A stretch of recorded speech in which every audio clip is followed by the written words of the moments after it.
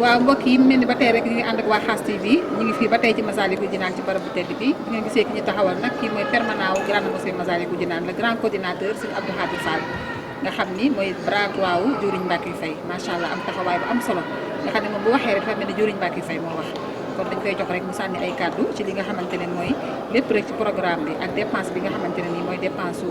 koor gi ndax ku xool bernde yi restauration xool café gi dugg fii xool ni ñu dressé nga xam ni macha allah dépense la xam naa dañ koy bàyyi rek mu am ay kàddu yu ñu ci sànni rek Serigne Abdou Khadre Fall gannaaw bañ la ziyaare waa Khass TV ñu lay dégg seen micro rek lépp jëm ci programme ndogu yi. waaw jërëjëf soxna si mbokk jullit yëpp di ko tàmbali seen Mountakha di ko ñaanal yàlla fi teewal di baalu ñëpp ak di leen baal ak yàlla may ñu koor jàmm te lépp luñ fi ñaan rek di defal ñu ko ay yiw wala mu jullit waaw ni nga ko waxee nag fii moom organisation boo xamante ne xëy na léegi sax tàmm nañ ko miin ndax ndogu yi yàgg na xëy na léegi dafa gën a siiw rek ak gëntu yu jumaa ji waaye daanaka ñu tàmbalee liggéey bu Masalik rek ci jëwriñ docteur ndigalu sëñ Sidi Maxtaar mu ne ci bii it bi weer wi tere doon dem ci arset bi sëñ bi jox ko ndigal dañ ko joxee ndigal nag dajale ñu comité d'organisation bi nee nañu fexe xool ko daan defee rek te ren ñu daan def daaw ñu fexe yokk ko nga xam ne yoon ñu lay doxee ñu gisee nag ci wàllu woo gis rek am na ci ay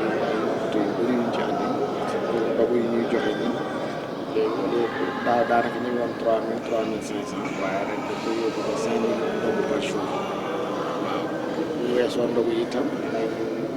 topp yeneen ñu xewal yoo xamante ne bëgg naa fi laa ba pare aussi ñu def jaamu yàlla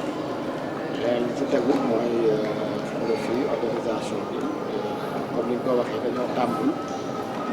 di joxe suñu budget daal mais ku fi gis ku fi ñëw rek xam ne vraiment luñ fiy def ci xewal ak koom bëri na mais li ñu mën a wax rek mooy bu ñu defee budget ba présenté ko jëwriñ moom daanaka budget bi ni mu mënti toll rek day jël 2/3 yi moom joxe ko bopp nga xamante ne danaa bu fekkee li ci des nag ñu bàyyi ko mbokku taalibe yeeg ñi nga xamante ne dañuy indi seen ndimbal bu fekkee ñëw nañ ñu mën a clôturer budget bi alhamdulilah mais bu nit ñi ñëwul ni ñu ko yaakaar itam moom li ci def moom moo tax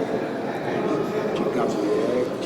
ci laylatul xadr yi fi organisé lépp rek manifestation bi ñu fi gis rek daanaka moom la ñuy fonctionné Massaly li nga xamante ne nag mooy ay cant moom dinañ ko def nag ci sunu mbokku taalibe yi ndax it nit ko gisee nit ñi moom ñëpp bëgg lu baax moo tax dèjà buñ ko tàmbalee vraiment nit ñi ñu ngi ñëw léeg-léeg nga gis ko andi suukar léeg-léeg kii andi loo kii andi leneen waaye au delà de ça am na suñu mbokku taalibe yoo xamante ne ci mel ni sëñ Ablaye Diagne rek vraiment def na ci participation bu am solo ci mel ni aussi suñu mbokku taalibe ministre de l'Intérieur Antoine Diome en tant que taalibe ñëw na fi aussi jox ñu participation bu am solo même maire de Dakar aussi am na benn journée boo xamante ne def na 2000 kii ndogu andi ko jàppale ñu ko ñu séddale ko nit ci fi newoon boole ñu ngi ñuy defar chaque jour ba nga xamante ne ci wàllu woowu noonu daal la tëddee waaw noonu la tëddee au delà ndogu yi tamit am na vraiment programme culturel boo xam ne mu fi am xam naa ne après da ngay fexe kenn ci gars yi rek mën leen wax aussi li nga xamante ne ñu jëm ci wàllu dundal kuréel yeeg ñuy dundal xol nit ñi ci wàllu iman ak ci wàllu islam ci weeru koor yi. jërëjëf jëriñ Serigne Abdou Khadre Fall dégg nañ loolu macha allah mel ni leeral yi am na solo fii ñu taxaw nag mooy fii salle bi nga xam ne fi la ñuy ndogoo gis ngeen waa collation ñoo nekk nii di lal nab yi teg verre yi yëpp di xaar waxtu wi jot rek ci kanam tuuti nag ñu teg li nga xam ne mooy mburu yeeg